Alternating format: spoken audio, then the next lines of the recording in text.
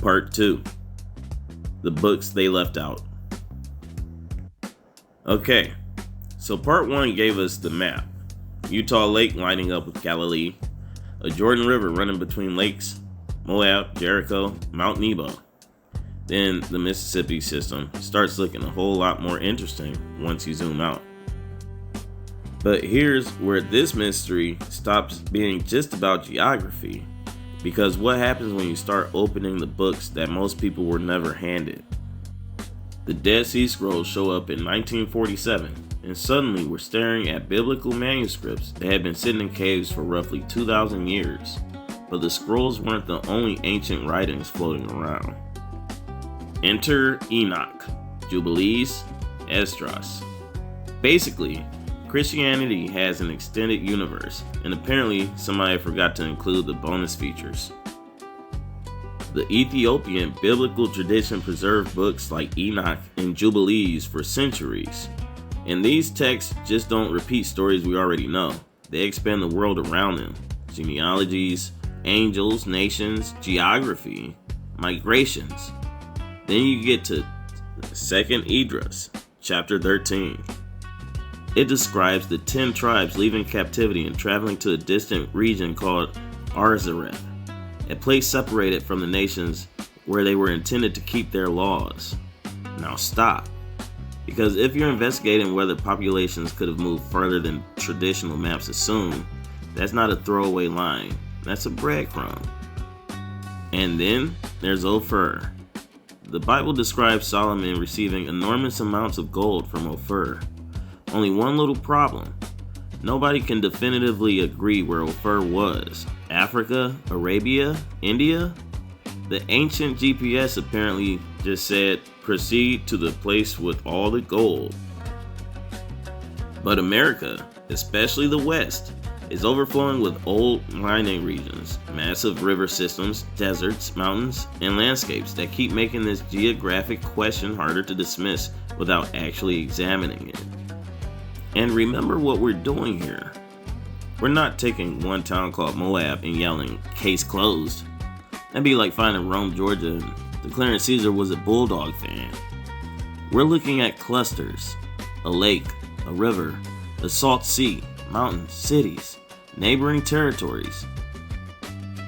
Then asking whether the relationships between them resemble the descriptions, not merely whether somebody borrowed the name centuries later. Because one matching name is trivia, 2 is interesting, but when the geography starts forming a pattern, now you've got a mystery. And there's one more problem.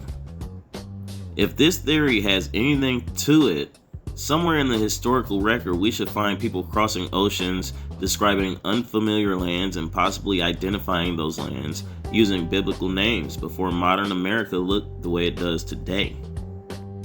And that's exactly where we're going next. Part 3 isn't about another map. It's about the people who were looking for the land.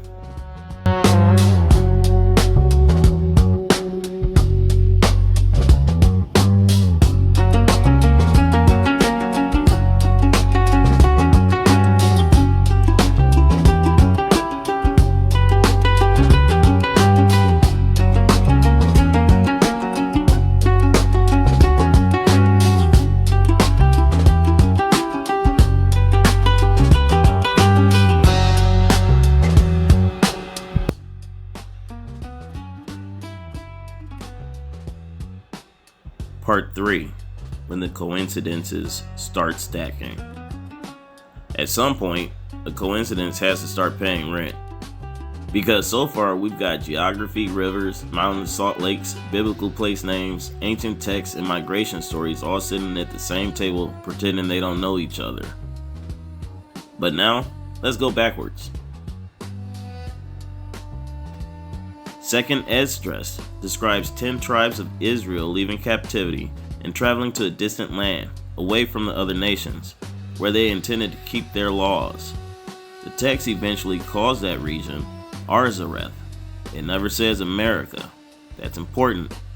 But it absolutely describes a migration to a remote land beyond their captivity. Now, here's where history gets strange. Centuries before TikTok, YouTube or somebody drawing Bible names over Google Maps, Europeans were already debating whether descendants of Israel's lost tribes had reached the Americas.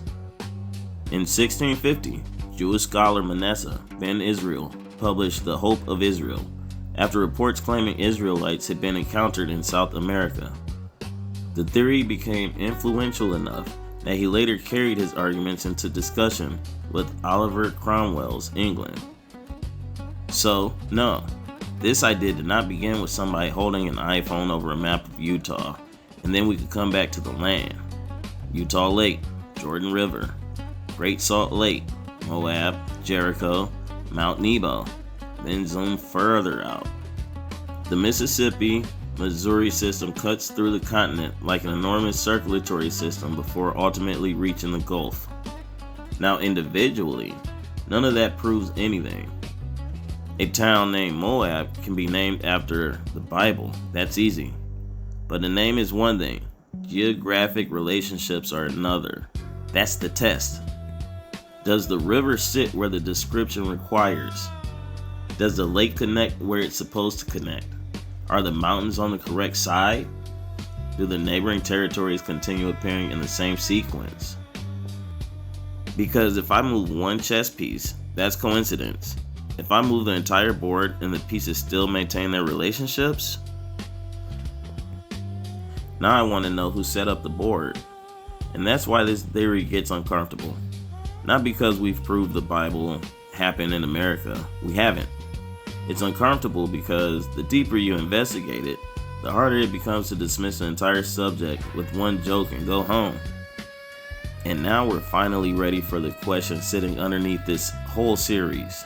If populations moved, if identities changed, if maps changed, if people were conquered, renamed, scattered, and enslaved, then who were the Israelites? And more specifically, why have generations of so-called black people looked at the curses, migrations, captivity narratives, and scattered tribes described in scripture and said, wait a minute, that sounds like us? Part 4.